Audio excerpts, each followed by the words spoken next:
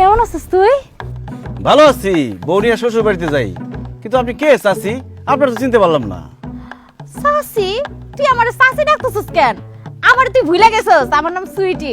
আমার ওর 32 ছিল, তোর 33। আমরা একই ক্লাসে পড়তাম, তুই আমার পিছের পাঞ্চে বইতি, মনে আছে?